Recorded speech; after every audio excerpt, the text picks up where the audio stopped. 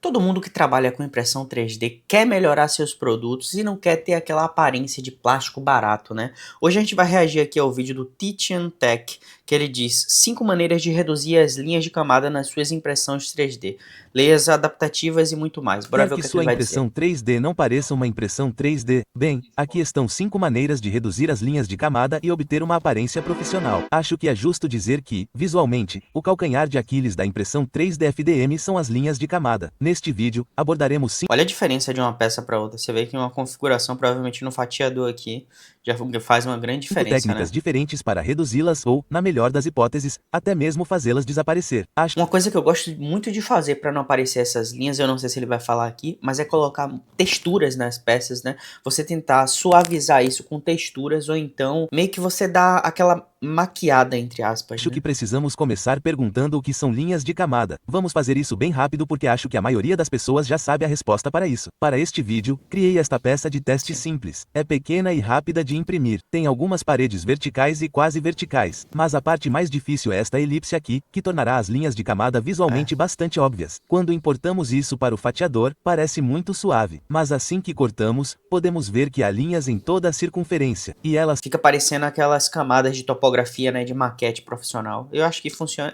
é basicamente o mesmo princípio. óbvias nesta seção superior. Isso porque nossas impressões 3D são, na verdade, mais como 2,5D construídas uma camada plana por vez, empilhadas umas sobre as outras. E essa divisão do modelo nessas camadas empilhadas é o motivo pelo qual esse software é chamado de Slicer. E aqui vemos o resultado impresso. Esta é uma impressão limpa, mas as linhas das camadas estão obviamente lá e particularmente evidentes nas superfícies rasas superiores. Um efeito que podemos chamar de degraus de escada. Como nos livramos disso? Nossa primeira técnica é a mais clássica e é o processamento pós-impressão. E com isso, quero dizer imprimir como de Lixar, costume e, em seguida, usar algum tipo de massa ou priming. enchimento em combinação com lixamento manual ou talvez lixamento elétrico se você for impaciente como eu para preencher e suavizar as cristas entre as linhas das camadas. Eu fiz isso no Iron Man aqui. Eu acho que faz sentido quando você ou tem um produto muito em específico para vender, ou você vai fazer para você, né? Porque, assim, quando você cria um negócio que é desenvolver o produto, o que você quer é ter aquele produto mais próximo, né, do pronto possível. Não perder muito tempo na parte de acabamento, enfim, né? Porque,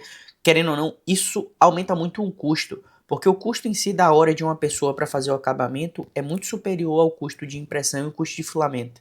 Não há como negar que esta é uma técnica testada e comprovada e, com bastante cuidado e atenção, as linhas das camadas desaparecerão e não parecerá uma impressão 3D. No passado, também abordei técnicas como usar um solvente no alisamento a vapor, por exemplo, Nunca acetona testei com isso. ABS ou ASA. No meu caso, uso uma panela de arroz modificada com Olha, resultados eu já vi muitas pessoas fazendo isso. E realmente parece que é uma boa solução, mas eu nunca testei. bem consistentes. O único problema é que quanto mais suave você fica, mais detalhes você perde. Também existem versões patenteadas, como a polidora da Poliica que usa álcool isopropílico com sua própria mistura de PLA, o que dá resultados bem parecidos com o ABS com acetona. Claro, ela não deforma como o ABS, então é bem mais fácil de imprimir. Também explorei uma técnica usada no automobilismo e na marcenaria chamada flocagem, na qual você pinta uma camada de cola PVA e depois reveste o objeto com flocagem, que são como pedaços finos de feltro, que, sem surpresa, dão a aparência e a textura do feltro quando você termina. A verdade é que todas essas coisas funcionam, mas eu odeio fazer isso. Não tenho paciência nenhuma quando se trata de lixar, preparar e pintar com spray. Para mim, isso prolonga o processo de fabricação a ponto de não achar mais que vale a pena. O motivo pelo qual gosto da impressão 3D é que ela é eficiente e repetível. Posso investir tempo no CAD, e então eu ou qualquer pessoa que imprima meu design na internet acaba com um objeto quase idêntico. Mais ou menos, né? A depender do filamento que a pessoa vai usar ou as condições em si do tempo, pode variar um pouco. Então, vamos limitar o restante de nossas dicas de pós-processamento a coisas que podemos fazer no fatiador para que seja possível para todos. Nossa primeira técnica é a mais simples e consiste em simplesmente mudar a cor do seu filamento. Escolhi verde para a impressão de base porque é bem mediano em termos de cor. Se o colocarmos lado a lado com um filamento de seda ou brilhante escuro, podemos ver que as linhas das camadas são muito mais proeminentes nele. Simplesmente mais contraste entre as áreas claras e escuras, o que tem o efeito de exagerar as linhas das camadas. Em vez disso, vamos compará-lo com o filamento branco brilhante. Em comparação, seu impacto visual é bastante reduzido. Na verdade, mal conseguimos ver as linhas das camadas na lateral da impressão. Na Há muito lateral, menos quase não contraste dá para mesmo. ajudá-las a se destacar. Acho que a cor ideal é, na verdade, um cinza, mas um fosco em vez de um brilhante que você está vendo aqui. Por exemplo, Vamos pegar esta Olha que peça bonita, velho. Nem parece que é impressa em 3D máscara isso que aí. foi impressa com uma altura de camada de 2 milímetros em uma impressora FDM. As linhas de camada não são muito visíveis até que olhemos de perto e inspecionemos áreas com superfícies rasas e onde há grandes saliências onde o filamento caído cria uma mancha óbvia. No passado, várias pessoas pensaram que esta era uma impressão de resina até pegá-la para uma inspeção mais detalhada. Há uma razão pela qual os fabricantes incluem um pequeno carretel de plá branco em suas impressoras 3D. É simplesmente mais indulgente com a qualidade de impressão porque esconde linhas de camada e outras manchas. A próxima mudança mais fácil que podemos fazer é mudar para um filamento que adiciona textura por meio de manchas ou talvez porque é um compósito. Vamos comparar com nossa impressão de linha de base, que é impressa em plá com Esse marmorizado fica muito bonito quando você vai fazer busto, velho. Fica muito bonito. Você esconde muito isso das linhas de camada, efeito de realmente. mármore. E podemos ver de lado que as linhas de camada são praticamente invisíveis e só podemos ver aqueles degraus rasos na parte superior. Neste caso, isso ocorre por dois motivos. Como abordamos anteriormente, o filamento é bem leve e, portanto, não tem tanto contraste. E as manchas do efeito mármore distraem bastante os olhos. Não me entenda mal, a impressão que você está vendo aqui é de altíssima qualidade, mas o filamento mármore provavelmente faz com que pareça 2 vezes melhor do que seria com algo como um filamento escuro brilhante. Mas mesmo filamentos mais escuros podem esconder as linhas das camadas, desde que tenham algum tipo de mancha metálica. A textura percebida faz um bom trabalho em distrair os olhos e fazer a superfície parecer mais uniforme. Você pode obter um efeito semelhante com um filamento composto, por exemplo, um preenchido com partículas de fibra de carbono. Neste caso, se compararmos nossa linha de base com o filamento preenchido com carbono, é realmente muito decepcionante. A textura foi adicionada, mas a textura é tão áspera que está captando a luz e provavelmente fazendo com que a linha da camada se destaque mais. Estou deixando isso neste vídeo de orientação porque no passado tive muito sucesso com filamento preenchido com carbono. Você vê que normalmente aquelas empresas que fazem aquelas peças virais, bonitinhas e tal, normalmente utilizam o filamento fosco por causa disso.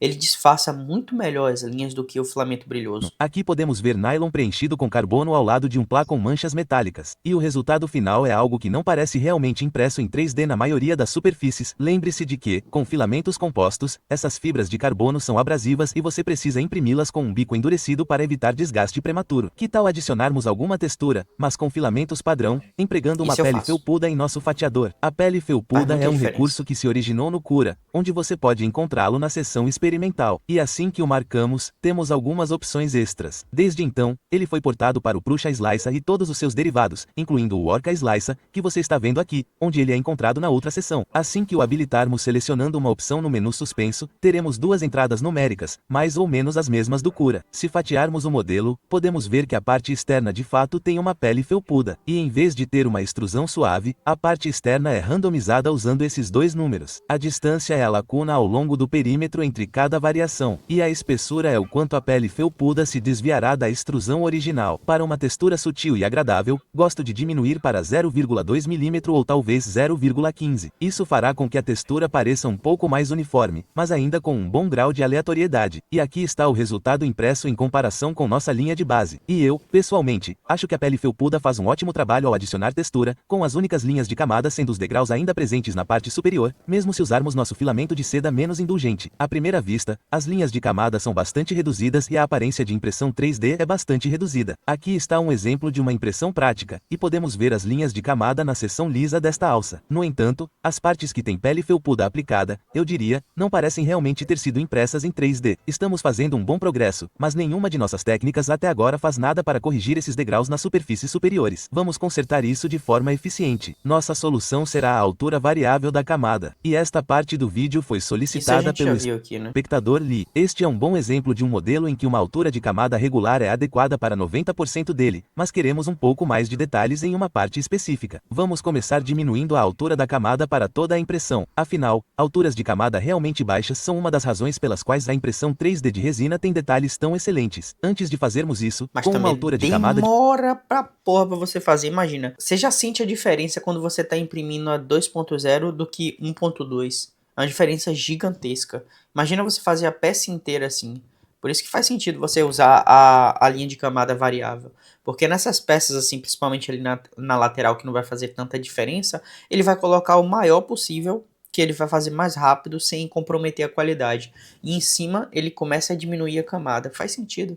Eu não costumava utilizar, mas depois de ter visto aqui, testar, né, eu realmente acho que faz sentido. De 2 milímetros, nosso tempo de impressão do modelo de referência é de 9 minutos e 20. Vamos diminuir a altura da camada até 0,04 milímetro e fatiar novamente. A primeira coisa a notar é que o degrau nas camadas superiores quase desapareceu, mas o tempo de impressão do modelo aumentou para 39 minutos e 43 segundos, o que é 4 vezes maior. O resultado, no entanto, é bem espetacular. As linhas de camada são praticamente eliminadas de tudo, exceto da superfície superficial superior da impressão. Parece ótimo, mas eu nunca imprimo com essa altura de camada porque simplesmente não quero esperar tanto tempo. Em vez disso, vamos fazer isso de forma inteligente, com altura de camada variável. Vamos clicar no nosso objeto e então chegar ao ícone no topo que se parece com camadas empilhadas. Há algumas coisas acontecendo com esta visualização que precisamos entender. Primeiro, temos uma representação visual com essas faixas de onde as linhas das camadas estarão, e como não alteramos nada, elas correspondem aos 0,2 mm originais. Isso também é representado no lado direito, e podemos ver que, ao passar o mouse, ele destacará várias partes do modelo. O importante aqui é que este gráfico de camadas à direita é interativo. Podemos clicar com o botão esquerdo do mouse e podemos ver nessa área que a altura da camada foi reduzida. Se passarmos o mouse sobre o ponto de interrogação, podemos ver que há alguns controles que podemos usar na barra do lado direito. Por exemplo, a roda do mouse para expandir ou contrair a área que estamos editando, o botão esquerdo para adicionar detalhes nessa seção, ou o botão direito do mouse para remover detalhes e tornar a altura da camada mais grossa. Um aspecto que eu realmente não usei foi pressionar o botão de suavização para alterar a transição entre alturas de camada mais baixas e mais altas. Um valor mais alto fará mais suavização e um valor mais baixo fará menos suavização. E se você quiser reverter alguma coisa, Ctrl Z para desfazer é seu amigo. É bom ter tanto controle, mas para mim, a melhor coisa sobre isso é usar o modo adaptativo automático. Podemos ver que na parte superior temos um botão para adaptativo e um controle deslizante para escolher entre qualidade e velocidade. Vamos começar movendo totalmente para velocidade e, em seguida, clicando em adaptável. Podemos ver na visualização que a maior parte do modelo será impressa com altura de camada de 28 mm.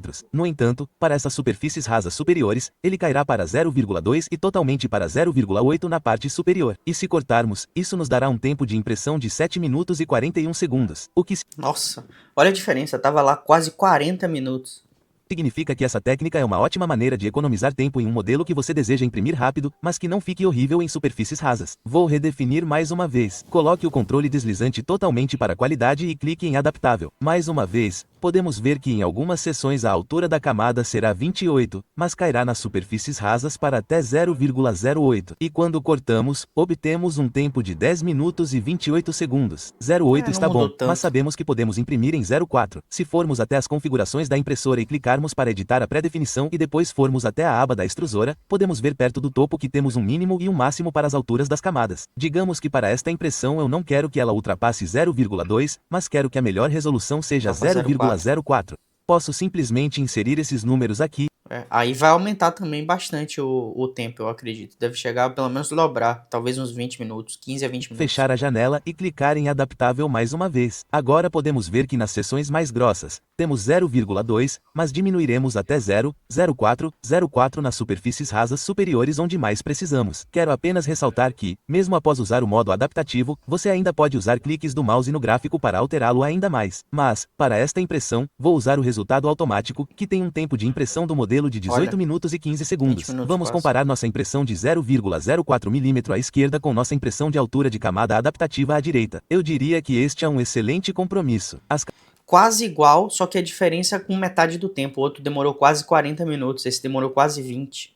Sendo que o resultado é muito parecido. Camadas rasas superiores parecem tão boas quanto, mas produzimos isso em menos da metade do tempo. Acho que temos alguns vencedores reais aqui, mas não há nada que nos impeça de combinar essas técnicas para obter os melhores resultados. Que tal a altura de camada adaptativa com um filamento speckle de cor clara? A versão à direita tem ambos ou com um filamento fosco, ou então você colocar algum tipo de textura ao mesmo tempo. Tem diversas formas com que você pode adaptar seu produto a não ficar parecendo uma impressão barata, né? Gostei muito aqui do vídeo do Teach&Tech. Vou me inscrever aqui no canal dele, deixar o like. Vou deixar aqui também o vídeo abaixo para você se inscrever no canal dele.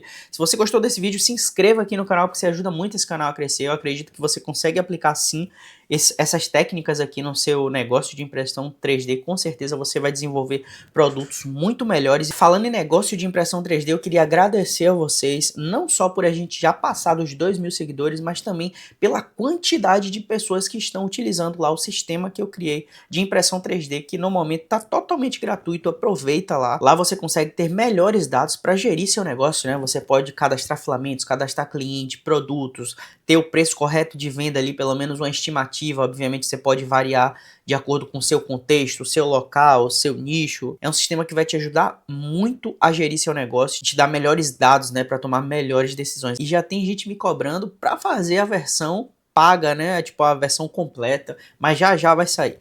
Por enquanto aproveita lá, tenho certeza que vai te ajudar e a gente se vê amanhã no próximo vídeo. Valeu!